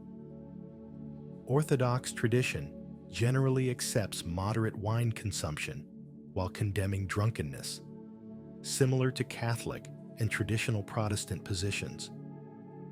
But the mystical transformation in the Eucharist doesn't obviously support this moderate position, rather than either total prohibition or enthusiastic embrace. Protestant traditions that rejected transubstantiation faced different but related problems. If wine doesn't actually become blood, but is merely symbolic, why use wine at all? Why not use any beverage? Some groups did switch to grape juice, but this created controversy about whether communion with grape juice was truly Christian communion. The memorialist position that communion is purely symbolic reminder of Christ's death removes wine's magical quality. It's just wine, used because Jesus used it, but without transformation or special presence. This makes wine's use in communion arbitrary. We could use water or juice or anything else if we wanted, as long as we remembered Christ's sacrifice. But this strips the Eucharist of its power. If nothing actually happens, if bread stays bread and wine stays wine, if Christ isn't present, then communion becomes mere memorial ritual. For traditions that insisted on real presence, this was unacceptable. Christ must be truly present for communion to have salvific efficacy. This led to various compromise positions: spiritual presence without physical transformation, Christ present to faith rather than to elements themselves, bread and wine as means of grace that convey Christ without becoming Him. Each attempted to maintain both symbolic meaning and real efficacy without impossible metaphysics. But all these positions struggle with the same underlying tension. Wine both is and isn't special. It's special enough to be central to Christianity's most important ritual, but not so special that drinking it outside that ritual has inherent religious meaning. This is convenient for church authority, which controls sacramental wine, but it's philosophically and theologically awkward. The medieval practice of reserving communion wine for priests, while giving lay people only bread, reveals the political dimension of this theology. If wine is Christ's blood, denying it to lay people denies them full communion. The Protestant Reformation's insistence on communion in both kinds challenged Catholic clerical power by demanding that everyone receive both bread and wine. This shows that theology of wine isn't purely about doctrine, but about power and access. Who controls the wine controls access to Christ, at least in traditions that make wine essential to salvation. This made wine's use highly political, despite apparent spiritual purity. Mystical traditions across religions have often seen alcohol as parallel to divine intoxication. The Sufis' wine metaphors work because literal intoxication and spiritual ecstasy share phenomenological qualities: loss of ordinary consciousness, euphoria, sense of unity, dissolution of boundaries. The mystic drunk on God experiences something analogous to the drunkard drunk on wine. But is this analogy or identity? Are they two instances of the same thing or merely similar? If God intoxication and wine intoxication are similar, perhaps wine really does bring you closer to God. Perhaps the altered state wine produces is genuinely religious, not merely metaphorically so. This would vindicate the ancient mystery religion's use of alcohol for divine encounter. But if they're merely analogous, different things that happen to feel similar, then wine intoxication is at best imperfect shadow of true God intoxication, and at worst, dangerous counterfeit. This was the typical conclusion of moderate religious positions. Wine intoxication resembles but isn't real spiritual ecstasy, so it should be avoided lest you mistake false for true. The paradox remains unresolved because it's not really resolvable within theological frameworks. The same substance cannot consistently be both necessary to salvation and dangerous to spiritual life, both divine gift and demonic temptation. Yet this is precisely what Christian tradition claims about wine. One possible resolution is to embrace paradox as revealing truth about the sacred itself. The sacred is always ambiguous, always both attractive and dangerous, both blessing and threat. Wine embodies this ambiguity materially. Its dual nature reflects the dual nature of all religious experience, which is never pure safety, but always contains element of risk. Rudolf Otto's concept of the numinous as mysterium tremendum et fascinans, the mystery that is both terrifying and fascinating, applies to wine. Wine attracts and repels, promises pleasure, and threatens destruction. Approaching it requires care, respect, awareness of danger. This makes it fitting symbol for divine encounter, which also requires care and involves risk. But modern sensibilities struggle with this ambiguity. We want clarity. Is alcohol good or bad? Should we drink or abstain? Theological paradox feels like evasion, refusing to give clear answer. Yet perhaps the refusal to give clear answer is itself the answer. Wisdom lies not in rules, but in navigation of ambiguity. Part 9. Contemporary tensions, religion and alcohol in modern world.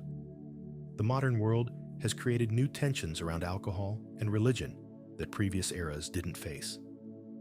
Global interconnection, scientific understanding of addiction, public health frameworks, and secularization have all reshaped how religious communities engage with alcohol.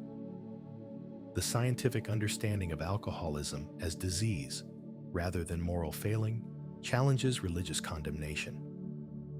If some people are genetically predisposed to addiction, if alcoholism is a medical condition, then calling it sin seems cruel. Yet many religious traditions built their ethics around concept of sin, personal moral responsibility for one's actions. 12-step programs like Alcoholics Anonymous emerged partly from religious contexts, specifically the Oxford Group, an evangelical Christian movement. AA maintained religious elements, especially the concept of higher power and need for spiritual transformation, while becoming nominally secular to welcome everyone. But AA's religious heritage creates tensions. Its emphasis on powerlessness, surrender to higher power, and moral inventory reflect Protestant Christianity's focus on sin, grace, and conversion.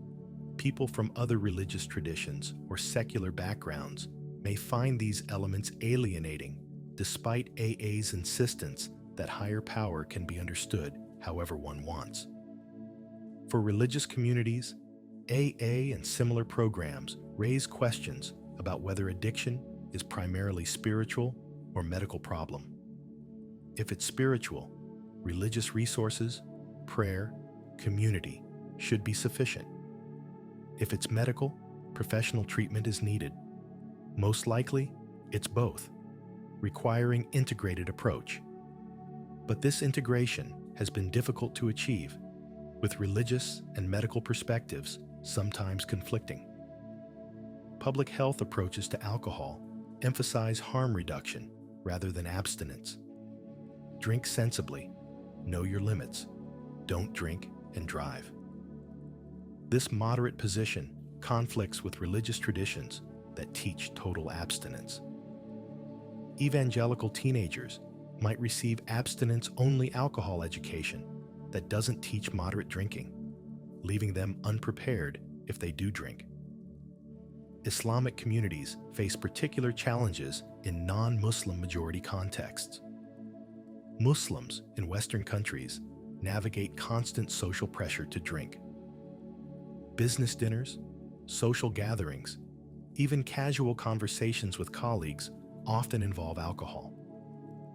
Refusing becomes a visible religious statement, potentially creating social awkwardness or professional disadvantage. Young Muslims especially struggle with this. They may want to fit in with peers, may question inherited religious restrictions, may see prohibition as outdated. Some drink secretly, creating guilt and double life. Others find community among other Muslims who also abstain. Still others leave Islam, partly because they reject prohibition and other restrictions. The tension intensifies because Islam makes prohibition non-negotiable. Christian who drinks violates denominational teaching, but remains Christian. Muslim who drinks is, in strict interpretation, no longer living as Muslims should, and potentially committing apostasy. The stakes are higher, creating more intense conflict. Jewish communities face different issues. Wine's centrality to Jewish ritual means providing alcohol to minors for Kiddush and Passover. This creates legal problems in jurisdictions with strict age restrictions. Jewish families have to balance religious obligation with legal compliance, sometimes explaining to authorities that giving wine to a 13-year-old at his bar mitzvah is religious requirement, not child endangerment. The rise of craft beer and wine culture creates new forms of alcohol appreciation that aren't about intoxication. People discuss beer's flavor notes, visit wineries for tasting, collect rare bottles. This is more aesthetic than intoxicating, more hobby than vice. For religious traditions that condemned alcohol because of drunkenness, this creates ambiguity. If you're not getting drunk, is it still problematic? Some evangelical Christians have embraced craft beer, arguing that the Bible condemns drunkenness, but not alcohol itself. They cite scripture about wine gladding the heart and argue that wine appreciation is enjoying God's creation appropriately. This has created controversy within evangelicalism, with traditionalists arguing that any alcohol acceptance betrays evangelical identity. Catholic and Orthodox traditions have less tension here since they never prohibited alcohol. But even they face questions about wine snobbery, extensive wine cellars, expensive bottles. If Jesus chose simple wine, is there something problematic about rare vintages? Does aesthetic appreciation of wine distract from spiritual purpose? Or is it legitimate enjoyment of God's creation? The opioid epidemic and addiction crisis generally have made religious communities more aware of addiction's devastation. Many churches now host recovery meetings, offer support for addicts and their families, and train clergy in addiction counseling. This practical engagement with addiction has softened some judgmentalism, replacing moral condemnation with compassion and support. But it's also reinforced abstinence positions. If addiction is so destructive, perhaps safest course is never drinking at all. Why risk addiction, even if risk is small? This applies to alcohol, but extends to marijuana, prescription drugs, and anything potentially addictive. The precautionary principle suggests avoiding all substances that could lead to dependency. Cannabis legalization creates new challenges. Some religious traditions that prohibited alcohol extend prohibition to marijuana and all intoxicants. Others distinguish between different substances. Still others apply same moderation ethic to marijuana as to alcohol, permitting responsible use while condemning abuse. Psychedelic research showing therapeutic potential for substances like psilocybin and MDMA raises questions about religious use of consciousness-altering substances. Some argue these substances can facilitate genuine mystical experiences, citing research from Johns Hopkins and other institutions. Others warn that chemically induced experiences are false spirituality, shortcuts that bypass the difficult work of spiritual development. This echoes debates about alcohol.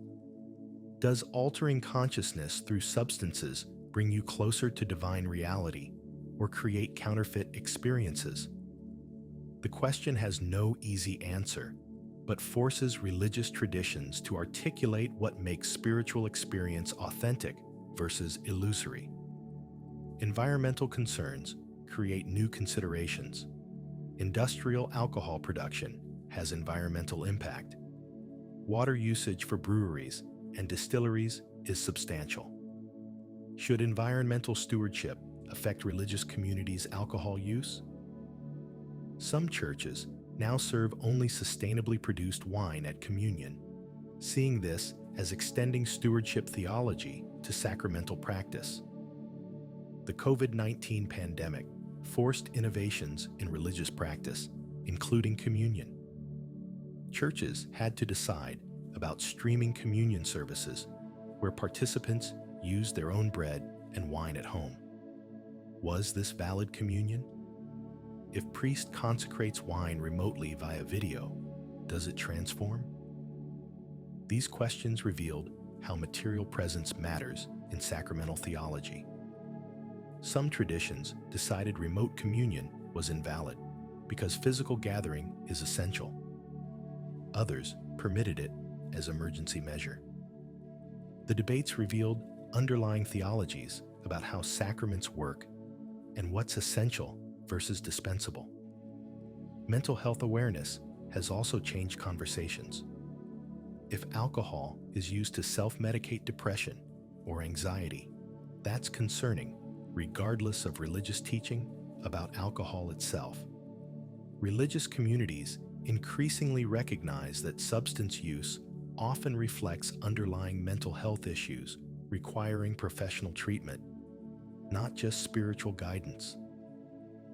The intersection of religion and alcohol in modern world reveals that inherited teachings don't always fit contemporary circumstances. Religious traditions develop their positions on alcohol in contexts very different from ours, with different understandings of addiction, health, social organization, and individual choice. Applying ancient wisdom to modern contexts requires interpretation, adaptation, and sometimes admission that traditions must evolve. But religions that claim timeless truth struggle with this. If the teaching was true, it should still be true.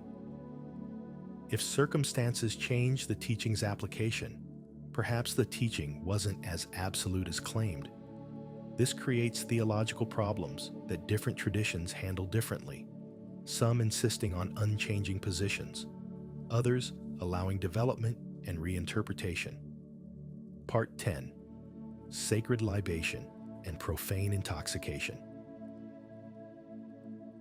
Conclusion: we arrive at the end of this analysis facing the recognition that alcohol's relationship to religion cannot be simplified into comfortable conclusions. It remains paradoxical, contested, and deeply woven into human spiritual experience in ways that resist easy resolution. What should be clear is that alcohol is not one thing religiously, but many. It's sacred substance in communion, social lubricant at religious festivals, forbidden intoxicant in Islamic law, divine gift in Jewish tradition, gateway to mystical experience in some interpretations, an obstacle to spiritual clarity in others. These aren't competing views of the same thing, but recognition that alcohol's meaning depends on context, use, and interpretive framework. The historical survey shows that alcohol has been religiously significant across virtually all human cultures. This suggests something about alcohol itself, not just cultural overlay. The alteration of consciousness that fermented drinks produce has consistently struck humans as religiously meaningful.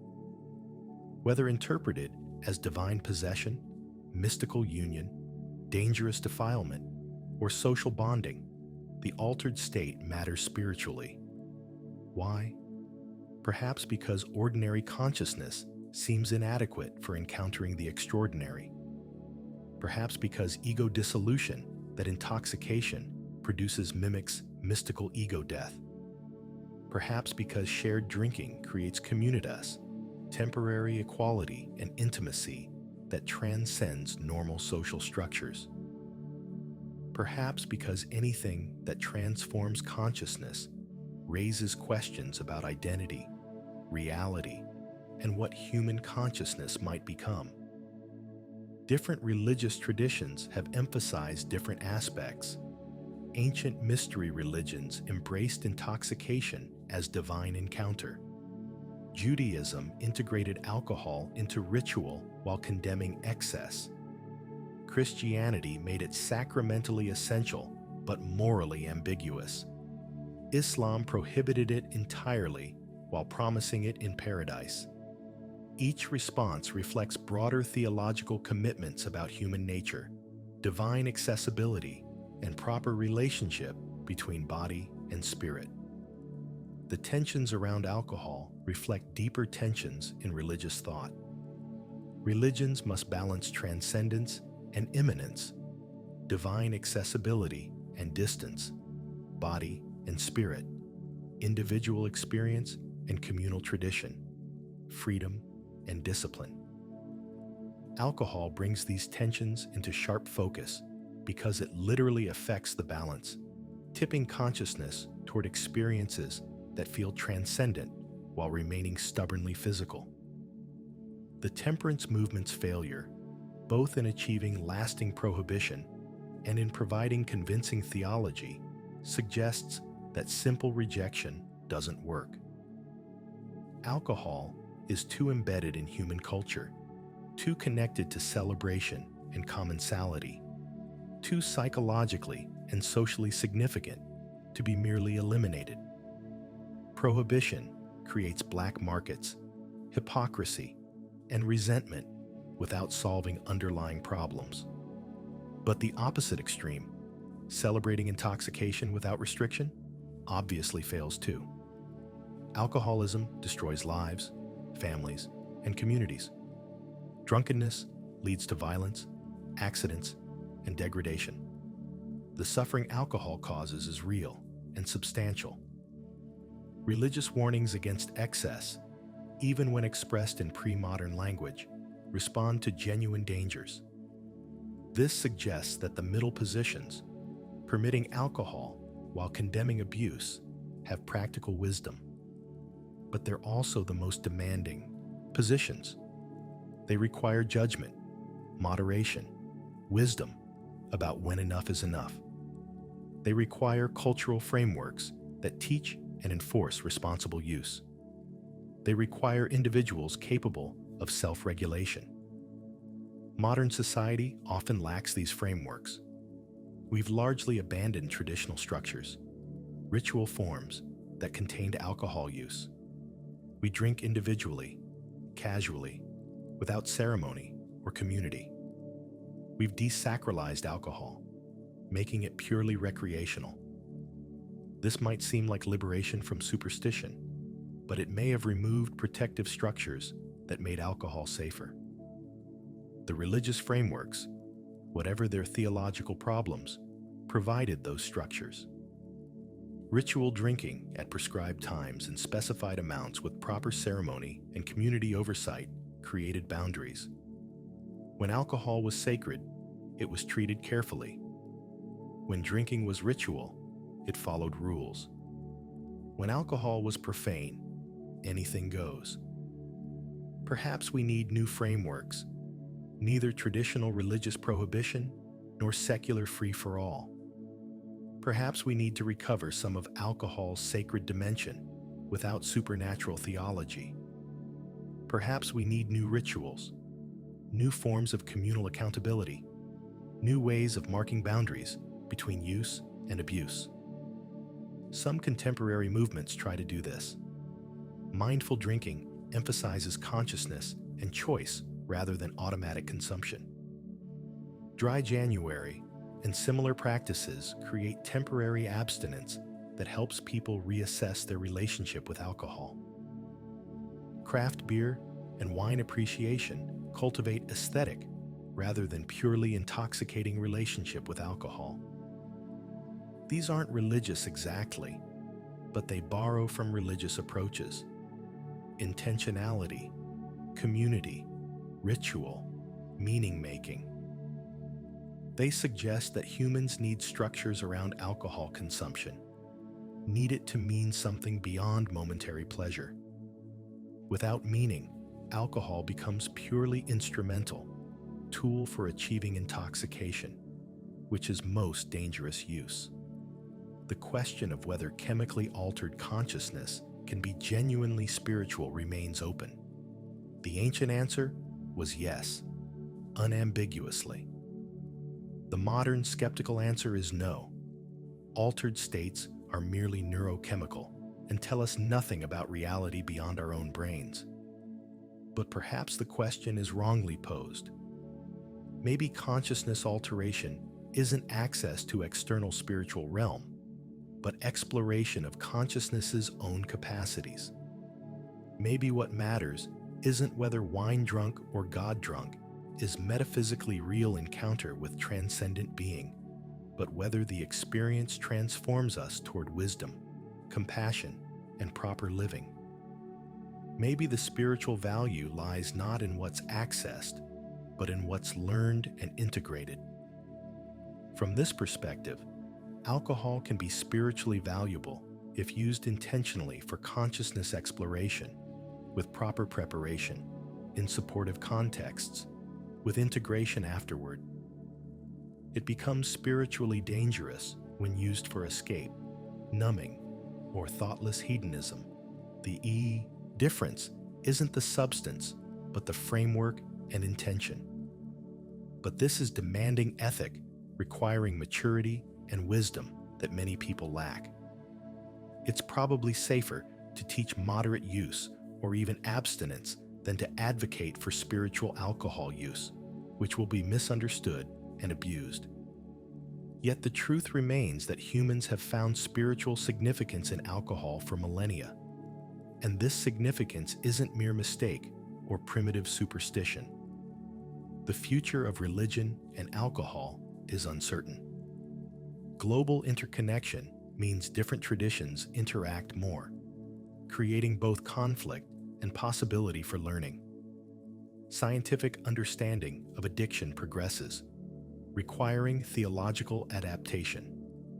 Social problems related to alcohol continue, demanding responses. Cultural attitudes shift as new generations question inherited restrictions or react against perceived permissiveness. What seems unlikely is that alcohol will lose religious significance entirely. As long as humans seek transcendence, community, and altered consciousness, alcohol will play some role in religious life. The question is, what role? Under what conditions? With what understanding and restraints? The paradox at the heart of this analysis is that alcohol is simultaneously problem and solution, obstacle and path, profane and sacred. This paradox cannot be resolved by choosing one side. We must hold the tension, acknowledging both alcohol's dangers and its deep connection to human celebration, community, and spirituality. The wisdom isn't in absolute answers, but in wise navigation. Different individuals, communities, and traditions will navigate differently based on their circumstances, constitutions, and convictions. Some will abstain entirely, and this is valid. Some will drink moderately, and this too is valid. Some will find deep meaning in ritual wine, others in complete rejection of intoxicants. What's not valid is claiming one position works for everyone, or that the question has simple answer.